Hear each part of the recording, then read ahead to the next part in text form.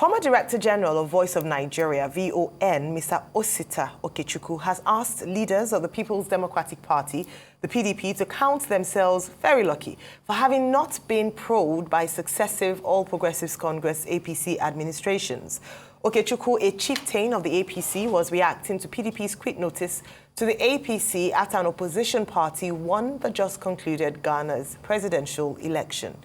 It will be recalled that PDP spokesman Debo Ologwangba said that the verdict of the people of Ghana in the presidential election is a signal to the APC that its days are numbered, as the power of the people in Nigeria, just like in Ghana, will surely prevail and end the APC's oppressive rule and return Nigeria to the path of good governance, security, political stability, and economic prosperity on the platform of the PDP in 2027. According to Okechukwu, the country is yet to recover from the humongous culture of impunity and trust deficit PDP planted. Joining us now on the show is Osita Okechukwu, former Director General of Voice of Nigeria. Good morning, Ms. Okechukwu. Good to see you here on the morning show. Good morning, Sister Ayo. Good morning, Dr. Ruby. And good morning, Incisive Rufai. Morning, Mr. And your audience globally. Good to see you. Merry Christmas to you. It's my pleasure. Mr. Okechukwu, let me start by fact-checking you and ask you to provide empirical facts, which is a very famous, phrase on this program. You said that the APC government successively did not probe the PDP government. Are you sure about that? Because the big elephant in the room is that the APC government of President Tinubu that should have probed the APC government of President Buhari did not do so. And there are Nigerians who will say there are many grounds for a thorough interrogation of the Buhari administration. Whereas President Buhari's administration went on an onslaught against the Jonathan administration. So were you correctly quoted saying that the APC government, has not proved the PDP, or you were not in this country when the Buhari administration was hounding prominent members of the Jonathan administration? Let us get the empirical facts around that first. Or you could say you didn't say so. Then I will understand. Thank you, Dr. Ruby. I stand by my story. I'm also going to thank or congratulate President-elect of Ghana, J.D. Mahama, and the Ghanaian people, upon which story the PDP leadership took the swipe on APC. I'm saying so repeatedly that the PDP humongous culture of impunity and trust deficit affected the Nigerian political culture, affected with the APC, our progressive tendency, if not corrupted or contaminated, let us say diluted our progressive tendency. And also, PDP was also a casualty. It was because of their culture of impunity that they breached this rotation convention of president from north to south, and even the PDP constitution, section 7, that expressly mandated members to adhere to rotation or zoning convention. Where do I start from? When President Obasanjo was nominated, I deposed an affidavit in court challenging that he was an ex-convict and that his own tradition is military, that he cannot midwife our new democracy that we fought for with tears, blood. The next day, the then head of state, Absalom Abubakar, pardoned President Obasanjo, and he went ahead to win the election. What was the aftermath? The aftermath is that his own brand of democracy, he even wrote in a seminal paper that he prefers a one-party state. That is strong man. And he created gulags. In my own part of the country, the southeast, he produced the then Governor Ngige. In Ibadan, there was also the gulag, who made sure that the then AD governors did not make a return, except President Tinubu that smartly escaped the net. Where do I start from?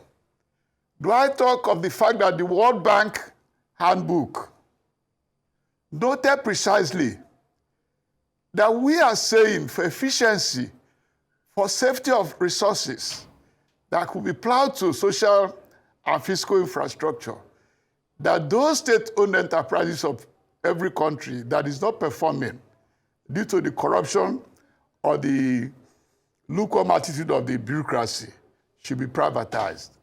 But on one condition, that the privatization must be transparent so that the people do not lose both psychologically that what is their own later enter into wrong hands.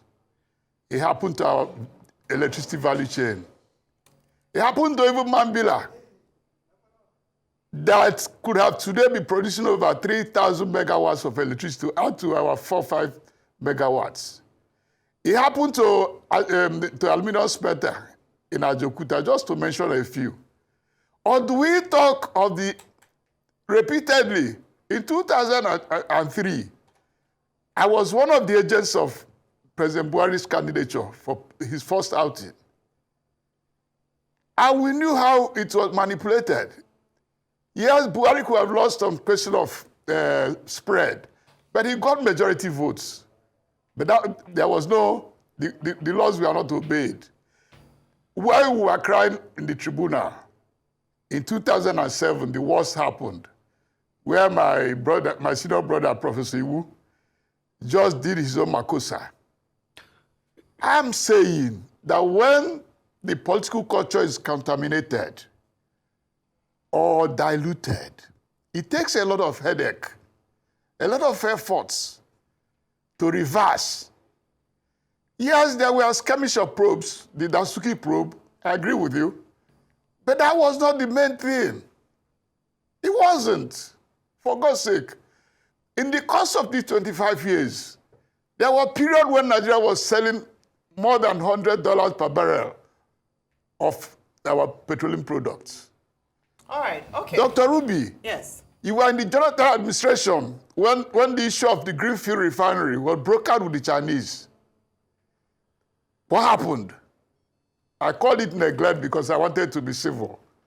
Otherwise, by the time when Ambassador Chida was the Nigerian ambassador in China, we were invited to China, we represented President Muhammadu Buhari to reopen the Greenfield refinery. all right.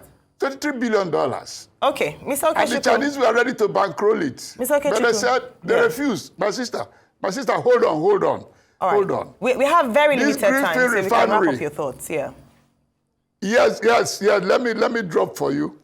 This Greenfield refinery that we failed to enact, we lost over $70 billion in refined petroleum products. Today, the hardship in the country is a result of that either neglect or mismanagement of Nigerian affairs. So nobody probed it. I won't say what the Chinese told us when we got to China. So I didn't say there were no probes. Even there was a day I challenged President Buhari. I said, sir, this Dasuki thing is not the main issue. We came to power and promised Nigerians change. If Buhari had probed those people, it could have been easy for Tinubu to repeat same. But immediately the political culture is contaminated, my brother and my sisters. Please, let us look for a rethink. If we don't change the gear, we cannot actually assume to be the giant of Africa. All right. When companies are living Mr. Nigeria. Mr. Okechukwu. All right, Yeah. let me come in. Thank you so much. I'm sure some people might also be of the opinion that if it were possible, this administration should probe the Buhari administration as well. It's just that they belong to the same party. But let me talk about the state of the economy. You know, under the APC-led government and PDP-led government, the stats and the numbers show that the economy was actually in a better state under the PDP-led administration. So if you look at it from the exchange rate to the FDI numbers to unemployment numbers, the numbers speak higher for the PDP administration. What do you have to say about that? Because one of the reasons, if you look at the Ghanaian election, and perhaps that's why Mr. Olugwangba made that statement, is that the people wanted change from what was considered to be a mismanaged economy in Ghana. How well has the APC government managed the economy, compared to the PDP administration? The PDP administration famously said they left a $550 billion economy. Yet the APC has plunged that, lower and lower as the years have progressed. What do you have to say about that? My sister, I agree with you with their own listen, but I'm saying if you do a dialectical analysis, a granular, incisive introspection about where we are, my people said it's important to know where the rain started beating us. If you don't know, when you start instituting a Gulag garrison commander democracy, do you think it's easy to come out from? What I'm saying is simplicity, is that we are coming to more elections. The Nigerian people should guide our lions to look for those. I'm not talking as an APC member per se. I'm talking for the fact that I remember we were having a meeting with Kato, a journalist in Kaduna. The next weekend, we said he's lost. A lot of people who lost their life in the course of this democracy. I'm talking as a patriot, as an elder. No, I'm not you haven't APC. answered my question, Mr. I'm saying that... Mr. Okechukwu, you didn't answer my question. I'm coming to your question. Okay, no, just because our time is limited. I'm just asking in terms of an evaluation of the management of the economy. For instance, FDI hit $8 billion during the PDP administration. At the moment, we're hovering around $25 million. That's a dip in that. And a number of other things, foreign exchange, dollar to a naira at the time, about 190 or 360 at the time. Now we're hitting 1,600, 1,700. How well or how better has the APC administration been able to manage the Nigerian economy compared to the PDP to convince Nigerians in the next election that definitely they've done better? My sister, I agree with you, but you also don't think to see where I'm coming from. I'm saying, I'm not absolving, two wrongs cannot make a right. I'm not absolving we in the APC. I'm saying that in my own little capacity, I pleaded with our government. If you don't clean the audience table, in the next 10 years, we'll still be in trouble. Do you know the number of families, Ayo, that is going hungry in this Xmas? That the kids cannot have the simple uniform they buy for them for the Xmas. They don't have it. That's my worry. And I'm telling you that we need a rejig. Femi Falana, Senior Counsel, he came with a document where he said he can recover $15 billion. That is not only the Abacha loot that is hanging abroad. We presented it. Was it honored? We are saying it's still early. Even if Osito Okechukwu is culpable, for God's sake, we must clean the audience table to come where we are. I'm not talking of APC per se. Okay. I'm talking of the culture, the culture that have been polluted, the banditry, where have become contagious, where we now have bandits of many colors. Okay. You don't know which one is a bandit. Okay, sir. Okay, sir. Even while you are driving, you see somebody cutting corners on the road. It's banditry. Okay. What on nepotism? What on nepotism that they have entrenched? Okay. It's PDP that started all these things. That's what I'm saying. So couple of things. Merry Christmas, I should say to you and your family. I wish you the very best this season. But you said the PDP has entrenched a lot of this nepotism. Let me play devil's advocate. Really? At a time where even your party members are complaining that APC's government is government of Lagos boys, is that it? You were also talking about corruption, that they should have tried the PDP for corruption. And I laughed. I'm like, really? The same APC government as we speak today that we've got nothing about Better Edu, that Yaya Bello had to do merry-go-round before he finally went to the courts. Lots of corruption from the last administration. Many ministers still being tried. APC has become a cesspit of corruption with recourse to nothing. And this was the same APC government under Buhari, the government you served under, that punished people for corruption, that took them to jail and extended their stay in jail. So is this not grand hypocrisy on the part of you saying, oh, the APC have tried the PDP? The question is, the APC came in saying they want to clear the organ stable. Now they have become a cesspool of corruption. It stinks.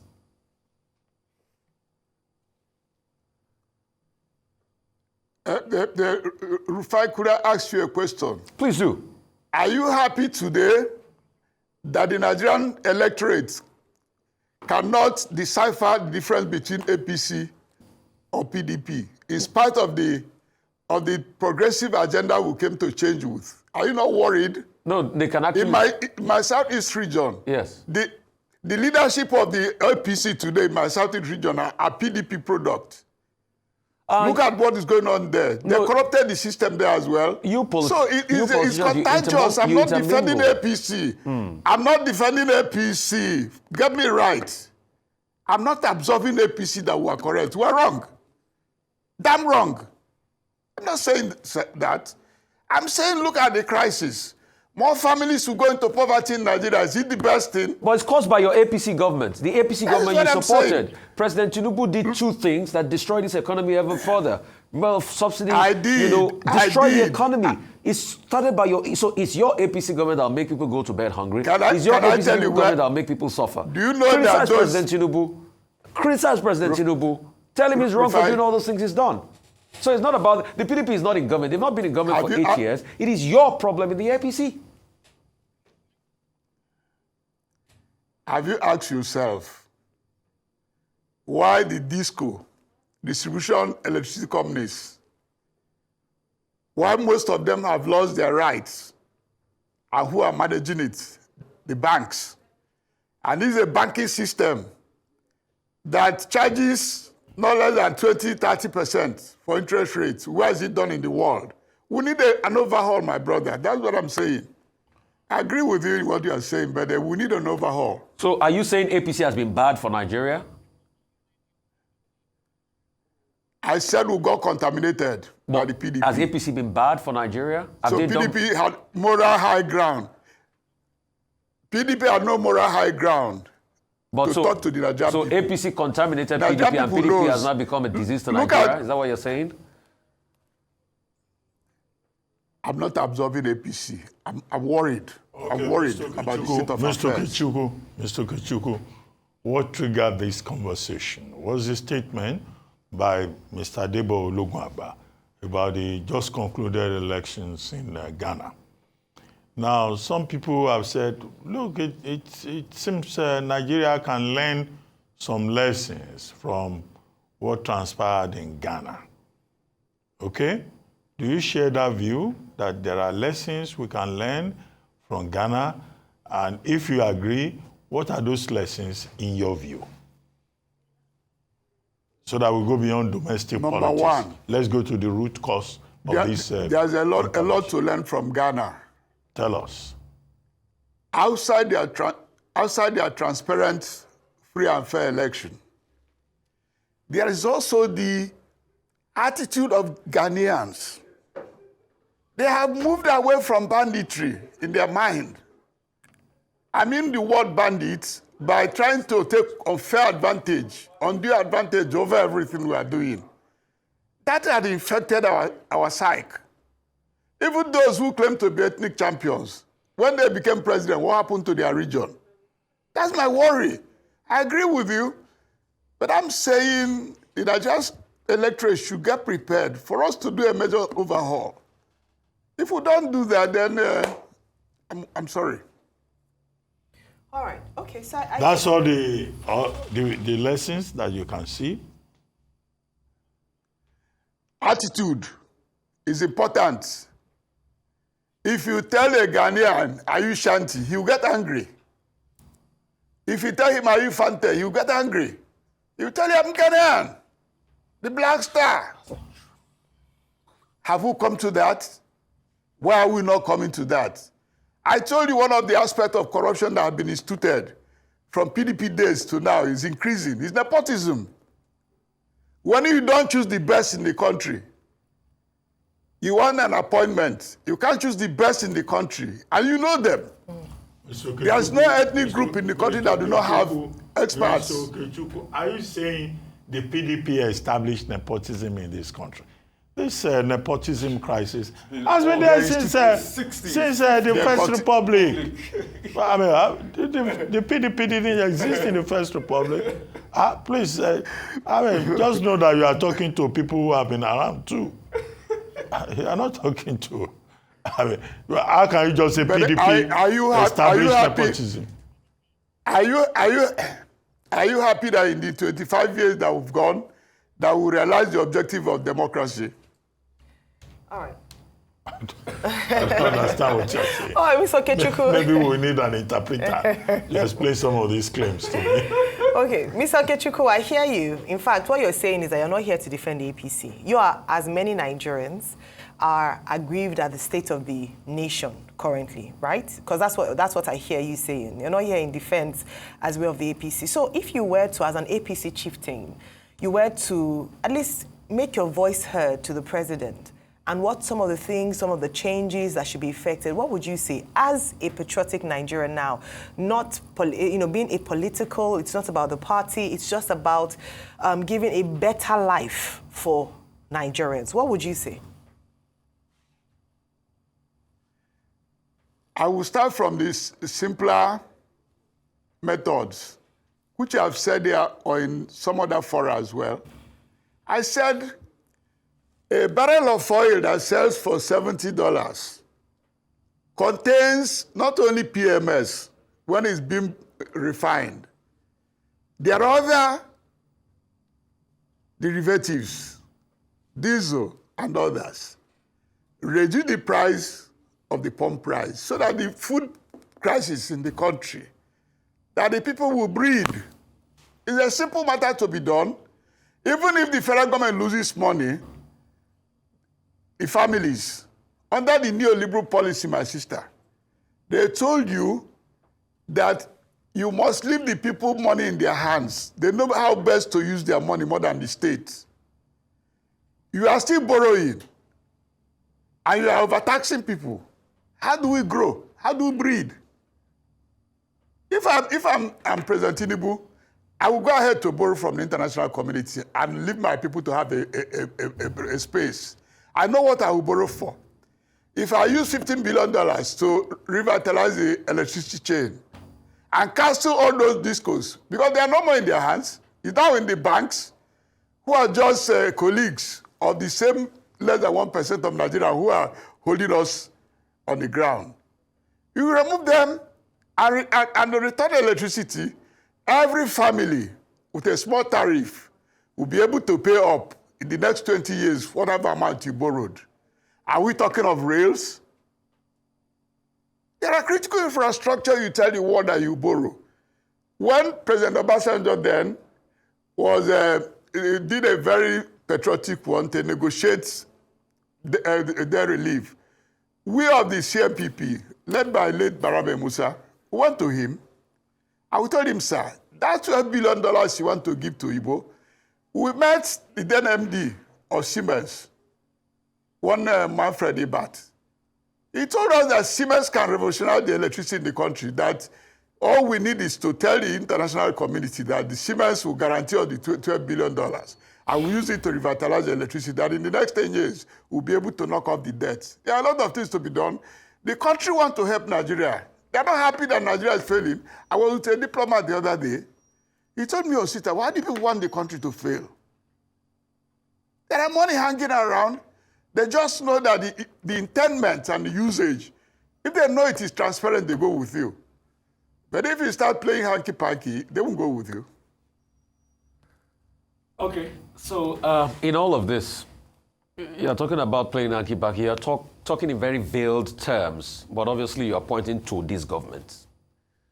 Is it because you fell out with President Tinubu in the first place? No, I'm not particular. No, yeah, we know it's veiled. It's a banditry that have many colors. Mr. Okechukwu, No. Mr. Okechukwu, No. I'm not exonerating anybody. Mr. Okechukwu, I'm involved. Mr. I'm involved. Hang on. I'm not a child in this business. Eh? The truth is, you are making veiled references, and these veiled references are towards the government at hand, or they take responsibility for most of the faults you have mentioned. I'm asking, is it because I take responsibility because I keep on talking to. No, I'm part of the game. I said it's better to work from in-house. Yeah, is it because... But don't cherry pick. Wait, is it because you fell out with them? They remove you from the position you were with this government now, because they remove you from where you were, where you had served like 8 years under Buhari's term. They remove you from that parastatal. Is it because of that? Now, if they say, okay, Mr. Osita Okechukwu, you're a prominent voice of the Southeast, come back to the fold. We have seen you. Will this narrative change? Thank you very much. If you know my struggle before Buhari won, I was in all his 4 elections, playing my little role. What did they give me that I should forget the interest of the Nigerian for? There's nothing you give me that I will not tell you the truth. If I'm one of Tinubu's advisors, this thing I'm telling you is what I will tell him. The same thing I was telling President Muhammad Buhari when he was there. I had more access to him. I keep on repeating it. I said, what does it take us to fix the refineries? There was a time I elected to lead a group. I met the Chinese ambassador. I said, where are those companies that planted this plant? They said they are still there, though they changed ownership, but they are the same mechanism. I said, those are the best group to do this. So you might say your own, they might not listen. So I'm not trying to absorb it. But what I'm asking... If we are taking up on a good note... What I'm asking, sir, is if, for instance, now, you have Tinubu's ear in like a cabinet role, and you have his ear, most of these things you are coming to tell us on Arise, you will not come and tell us again. You will tell him directly to his ear. No, you don't know me now. You don't know me. Is it because... When I was heading the VON you talked about, was I not criticizing? Is it because... When I was heading VON, you said... and the question is, let me just even ask you as we wrap up, what role will you like to be able to perform to make things align? What area do you see in the government as we speak that you can, put your expertise to work? It's not about me. Please, whether I have office or don't have office is not the issue. While I was in that, the Voice of Nigeria glorified office you told me, was I not saying the same thing? Okay. I'm saying... It's all right, Mr. A senior counsel said there are money hanging, $15 billion hanging. Let's authorize him to look for it. Mr. Okechukwu. What is wrong? Why are we borrowing while we have money hanging? It's okay. There's this thing they call the Iron Dome strategy for fencing off drones and all that the Americans and the Israelis put in place in the face of the crisis in the Middle East.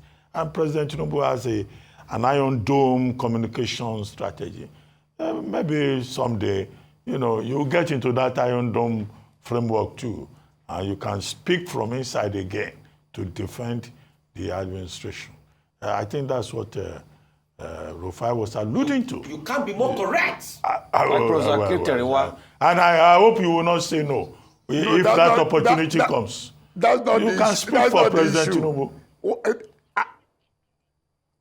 If he says you should come and speak for him, you will say no to join the Iron Dome. Let me tell you what I'm praying for. Is a change of attitude of our leadership.